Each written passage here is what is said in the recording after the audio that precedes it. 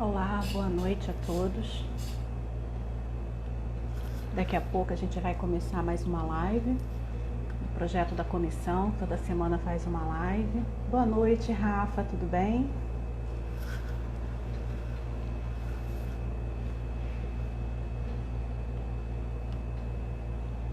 Então, a gente vai fazer uma live hoje, né? Sobre o uso da prova digital nas ações de alimentos, que tratam de alimentos para crianças e adolescentes, né? Dos pais para os filhos. Hoje vai ser com a Mariana e com a Ingrid. E eu sempre gosto de lembrar né, que a comissão ela tem página no Jus Brasil. Toda semana a gente publica artigos que são produzidos pelos membros. A gente publica vídeos e posts, né, com conteúdos voltados para a área de direito das famílias e sucessões aqui no Instagram, e toda semana tem uma live tratando sobre um assunto. Eu vou chamar a Mari para a gente começar a nossa live. Vou esperar a Mari entrar. Boa noite a todos. Oi, Débora. Oi, Ana. Obrigada pela presença, Luana. Oi, Mari, tudo bem? Boa noite. Oi, Lu, tudo? Tudo bem? Eu botei Tudo bem. um outro Insta aqui para ver como é que tá. E aí, você quer se apresentar, Mari? Então, sou Mariana Castrup, sou membro aqui da comissão, atuo na área de Direito de Família. Oi, Rafa. Já vi a Débora aí também. Então, hoje a gente vai falar, né, Mari, do uso da... Travou? Do uso das provas. Acho que não, digitais, travou para você? Né? Não, tá direitinho. A gente hoje vai falar do uso das provas digitais, né? Porque, assim, a internet hoje em dia, ela é muito utilizada como meio de comunicação. Então, as pessoas utilizam muitas redes sociais, postam fotos, postam o que elas fazem no dia a dia delas, tanto profissional quanto pessoal. E também a gente usa muito os aplicativos de conversa, né? Que facilita, agiliza a comunicação entre as pessoas. E esse uso assim enorme, né, acaba chegando no judiciário cópias, prints, né, de conversas, de vídeos, principalmente nas áreas, nas ações que tratam de família. E aí o judiciário ele começou a ter que criar teses para poder aceitar ou não essas provas, porque tem teses contrárias, né, de que essas provas podem violar alguns direitos fundamentais do devedor de alimentos. Sim, e dá uma filtrada nisso, né, Lu? Porque às vezes a gente usa isso como se fosse uma prova absoluta. E eu acho que o objetivo aqui também é a gente explicar exatamente isso, que é uma prova que pode ser bem útil, mas não pode ser usada assim, em qualquer situação, em qualquer pedido, em qualquer momento, enfim, como muitas vezes tem acontecido, e não é bem assim que se usa essas provas digitais. Eu acho que o objetivo principal da live é explicar, esclarecer um pouco essas questões. Como utilizar essas provas, né? Então, vamos lá, Mari, das teses favoráveis, né? Tem as teses contrárias, que isso viola o direito à privacidade. A Mari travou, não. Direito à privacidade, à intimidade do devedor de alimentos. E aí o judiciário ele cria novas teses, né? Ele mitiga alguns princípios, algumas regras. Isso, assim, a gente tem, né, na Constituição que as provas, no processo a gente não pode ter provas obtidas por meios ilícitos, né? Por exemplo, entrar no e-mail de uma pessoa, porque isso estaria violando os direitos fundamentais básicos, como sigilo da correspondência, privacidade, intimidade, devido processo legal, enfim, dentre outras.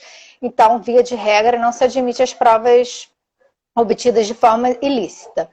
Só que o que acontece é que no direito de família como um todo, e aqui a gente está falando de alimentos, né, se focando em alimentos, mas é o direito de família como um todo, acaba havendo uma mitigação, né? A doutrina e até mesmo a jurisprudência tem aceitado uma mitigação desse princípio, né? Da inafastabilidade das provas obtidas por meio ilícito. Por quê? Porque tutelam, no direito de família, a gente tutela direitos, né, de igual magnitude, direitos fundamentais também. Por exemplo, a dignidade da pessoa humana, o melhor interesse do menor, que é exatamente o que a gente está tratando aqui na live. E a doutrina vem aceitando essa mitigação exatamente para isso. Porque para muitas tutelar, vezes, né, para proteger. Uhum. Desculpa, eu te cortei. Cortou. Não, isso, então, para proteger questões tão importantes quanto, né, tutelar direitos de menores, que são direitos fundamentais tão importantes quanto o direito à privacidade, dentre outros. E nas ações de família... Pode falar, Lu. Não, eu queria falar isso, então, justamente isso. Nas ações de alimentos, especificamente, o que acontece? Às vezes, você não tem como obter uma prova lícita para provar a capacidade, né, a possibilidade, desculpa, do alimentante. Quando a pessoa tem um cargo público ou é CLT, né, tem vínculo empregatício, isso se torna mais fácil. Mas quando não, quando é um profissional liberal, um empresário, um autônomo, muitas vezes não se consegue saber, através de imposto de renda, extratos bancários, que seriam provas lícitas, né, não tem dúvida, são provas documentais, a real possibilidade desse devedor. Então, ele acaba omitindo a renda, né, omitindo sua possibilidade, e muitas vezes não tem outro meio de se conseguir essas provas que não exatamente essa questão que a gente está debatendo aqui, das provas digitais, dos meios eletrônicos, que hoje estão tão difundidos, são tão usados. Aí entra a questão do Facebook, do Instagram, dentre outros, né? Conversa de WhatsApp também. Enfim, que num primeiro momento são ilícitas, né? Mas que estão sendo aceitas tanto na doutrina quanto na jurisprudência. A gente até viu, né? A gente pesquisou alguns acórdãos já nesse sentido, que a pessoa era um autônomo, juntou extrato bancário, né? Dizendo que não tinha capacidade de contribuir com os alimentos do filho menor, do filho, né? E ao mesmo tempo a representante legal do menor juntou diversas fotos de Facebook, né, ele esbanjando uma vida muito diferente daquela que alegava no processo através dos extratos bancários. E nesse caso, desse exemplo, o judiciário considerou não os extratos bancários, né, que são as provas documentais, mas as provas digitais que estavam lá no Facebook da pessoa. Então, realmente tem sido bem usado. Essas provas, elas acabam demonstrando uma situação que o alimentante ele quer muitas das vezes esconder, né? Porque às vezes ele posta fotos no Facebook, ele está num restaurante caro, está com um carro bacana, está tomando uma cerveja cara, ele está viajando tal, e lá ele mostra uma renda que é incompatível com muitas vezes junta até... Sociais, né? Não estou falando nem só de extrato bancário, não. Às vezes até o imposto de renda, né? O imposto de renda não declara, a pessoa não declara nem a metade do que deveria declarar. Enfim, e aí essas provas acabam sendo inviáveis, né? Então, se a prova ilícita, né, não for considerada, acaba muitas vezes tendo uma decisão injusta para o menor que tem uma necessidade presumida, né, dos alimentos.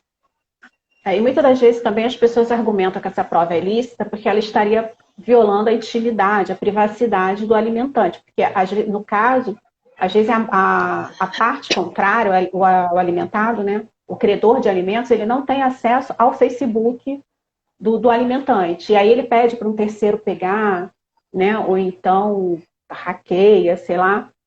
E aí, na verdade, acaba sendo exatamente essa... a questão, né? Porque geralmente, né, quando os genitores se separam, eles deixam de ser amigos no Facebook, no Instagram, um exclui o outro, um bloqueia o outro, enfim. E porque se fosse aberto, não seria uma prova ilícita. Tá ali, a pessoa publica na rede, eu posso entrar, posso printar, enfim, né? Fazer ato notarial, como a Ingrid vai falar mais pra frente. É uma coisa pública, não teria problema. Acontece que às vezes a pessoa é bloqueada, né? A representante legal muitas vezes é bloqueada no Instagram, no Facebook do alimentante, e aí pede para um terceiro. E aí sim, né? Aí que entra a questão da prova ilícita, porque assim, não tá exatamente, aí que ele tenta fundamentar. Não tá. Eu publiquei de fato, mas para aqueles meus amigos, né? Para aquele meu grupo social ali do Instagram, ou enfim, de qualquer rede social.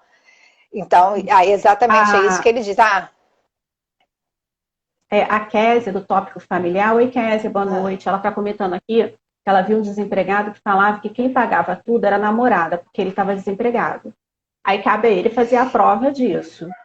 Né? Porque assim, também tem essa questão nas ações de família, né? Há uma inversão aí.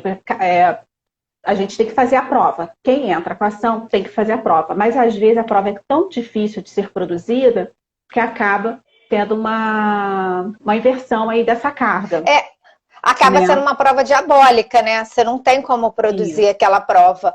E aí ele alega que a namorada que tá pagando, enfim.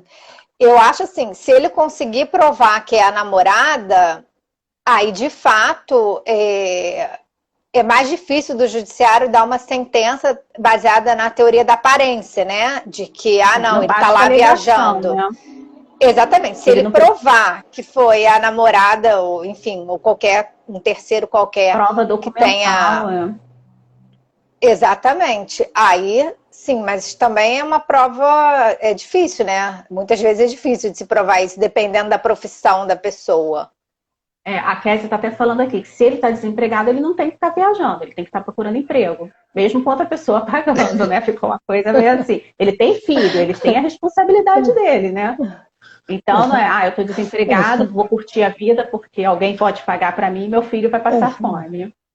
A Ana está comentando aqui também que às vezes eles usam até as redes dos filhos para chegar a estas provas. É verdade, que os filhos têm acesso, né? Dificilmente um pai ou uma mãe bloqueia o filho na rede social, assim eu espero, né? E aí usa mas filho. Aí também estão mais adolescentes, né? Quando é criança pequena, mas sim, de fato, até o próprio filho pega um adolescente, entra lá no Instagram do pai, enfim, ou da mãe, que a gente também tem essa mania, né? De sempre falar que o pai é o alimentante, e nem sempre acaba sendo uma coisa corriqueira e a gente se expressa mal, mas nem sempre é assim, né? Acontece também de ser a mãe. Em várias situações. Então, essa questão, Mari, é a teoria da aparência, né? O que vai contar vai ser ali a aparência. Ela conta em detrimento à prova documental, né? Porque pode ficar nítido que a pessoa está escondendo o verdadeiro padrão dela, né? Econômico, a capacidade dela. Então, aí até em razão dessas provas digitais, né? Que a teoria da aparência começou a ser utilizada, a ser aceita, né, no direito de família, porque até então existia uma resistência em relação a isso, né, porque você tem que provar ali, usar a prova lícita, enfim. Mas exatamente por isso foi crescendo na doutrina essa questão de se usar a teoria da aparência nas ações de família, porque ela muitas vezes identifica, né, aceita como autêntica uma circunstância que parece real. E como você não tem como provar de outra forma, o judiciário, né, acaba sentenciando em cima da teoria da aparência e a pessoa, né, o devedor é que tem que fazer uma prova contrária de que aquilo não é real, como parece real nas mídias sociais. Verdade.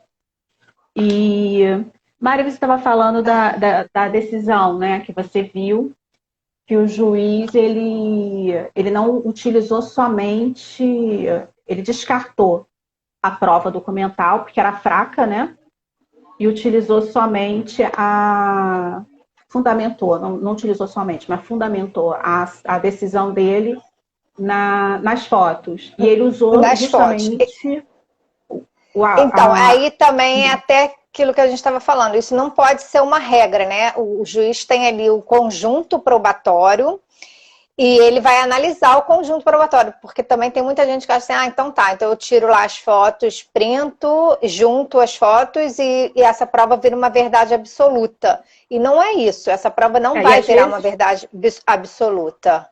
Depende da situação. Eu vi um caso que a mãe usou fotos, né, o alimentante usou fotos do Facebook de 3 anos antes da propositura da ação. E aí também, na hora de analisar essa prova, essas fotos, eu acho que também tem que ter o cuidado de ver a data, de quando que ela foi produzida, né? Porque muitas das vezes o padrão de vida da pessoa cai.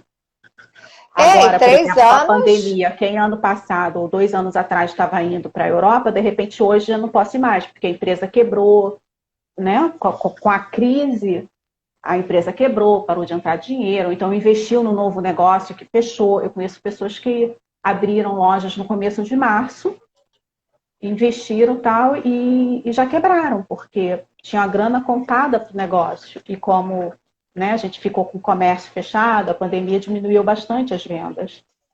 E, de repente, um pai desse que postou fotos antigas há 2, 3 anos atrás, hoje ele já não tem aquele rendimento. Então, tem que ter um cuidado nessa análise. Então, por isso que a gente está falando, né? Não dá para ser uma prova, uma verdade absoluta. Até essa questão da data, né? Eu acho que tem que ser ponderado isso também. Porque a gente pega as provas, né? E diz que é aquilo e pronto. Já que não tem outras provas, já que é um funcionário... ainda tem isso. Muitas vezes...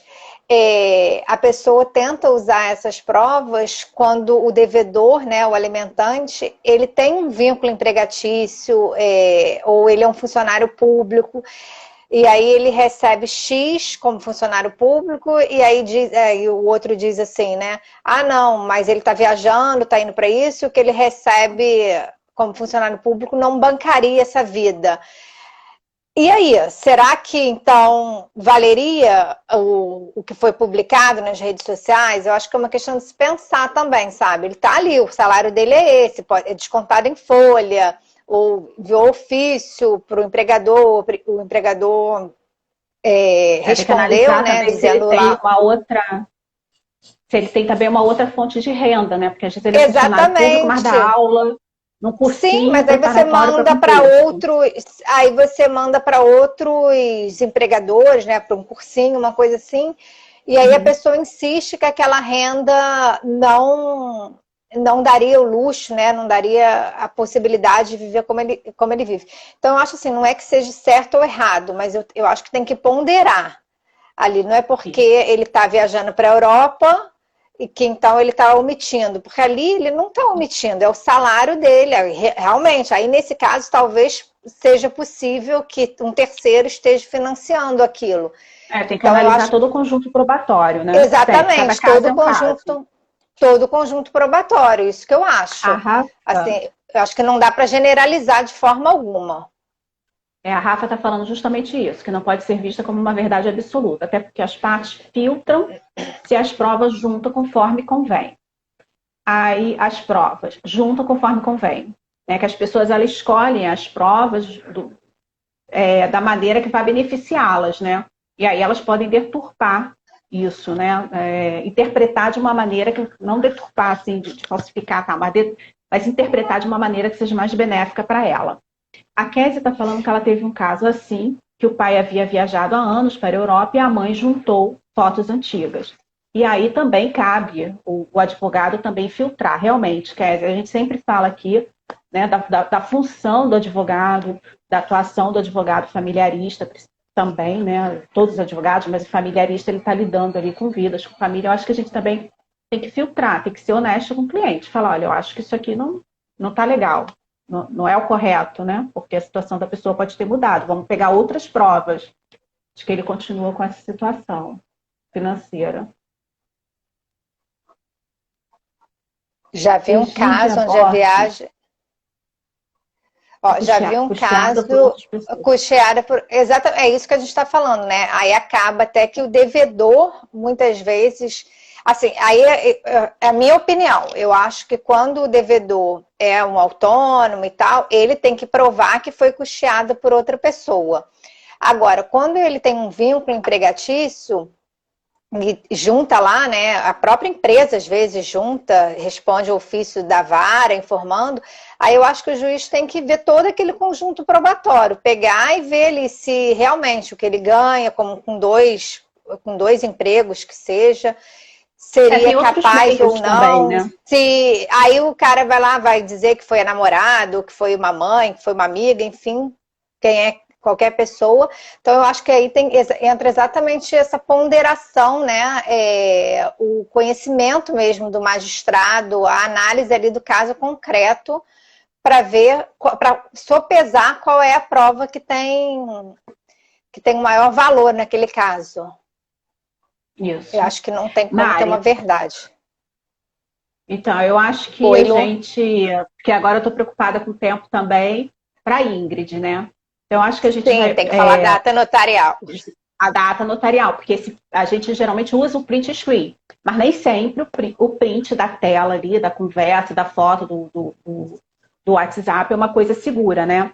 Então, vamos fazer um resumo. As provas digitais que podem ser entendidas como ilícitas, elas podem ser aceitas pelo judiciário, porque há uma mitigação, né?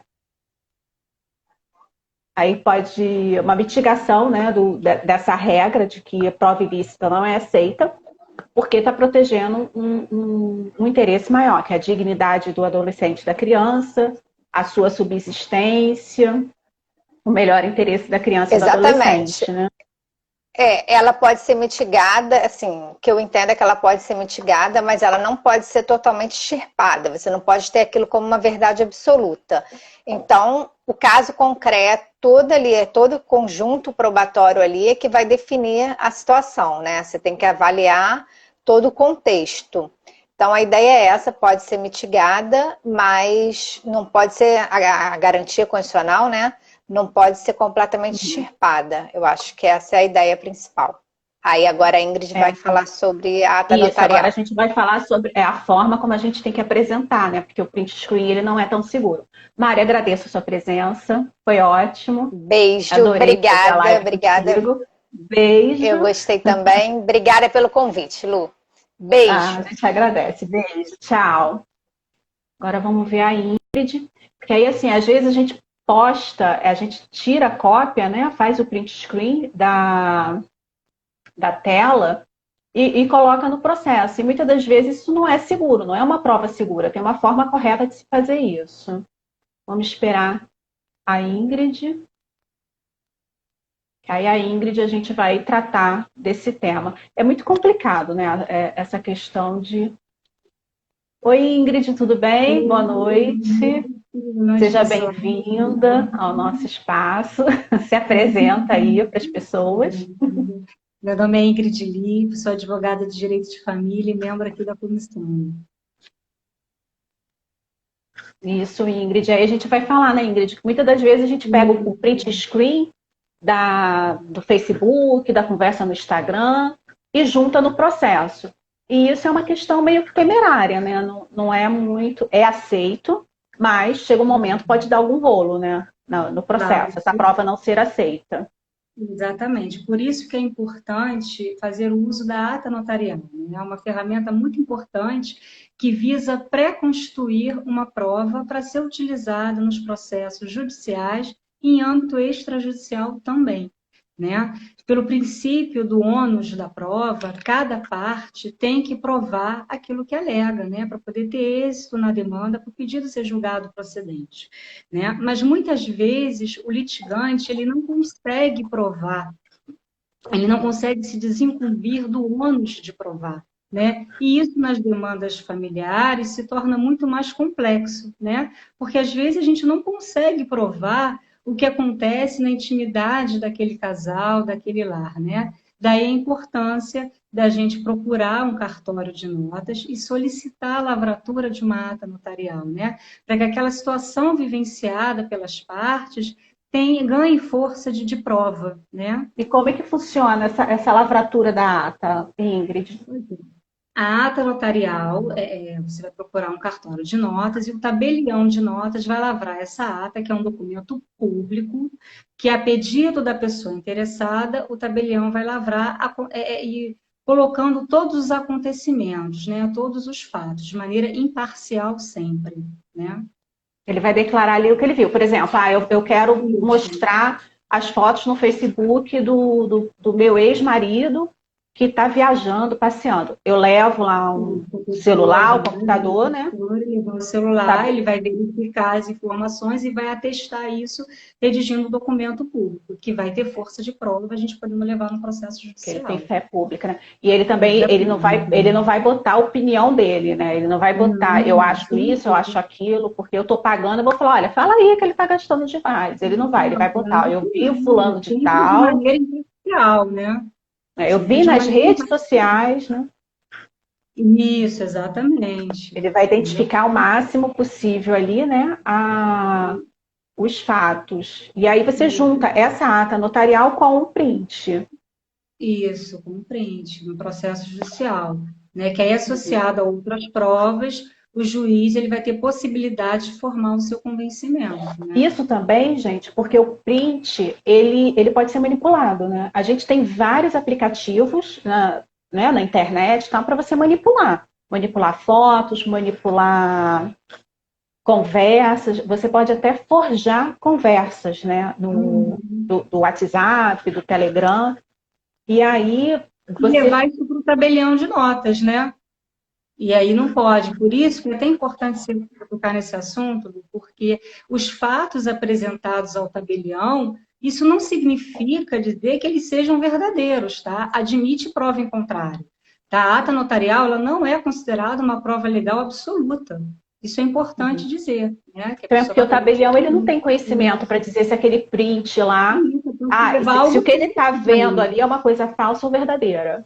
Exatamente. Né? Ele vai dizer o que ele está vendo. E aí, o que acontece? Desculpa, Nada, pode falar. Embora seja dotado de fé pública, precisa ser levado ao contraditório, precisa passar por uma instrução probatória, né? Para verificar se realmente fato aquilo aconteceu.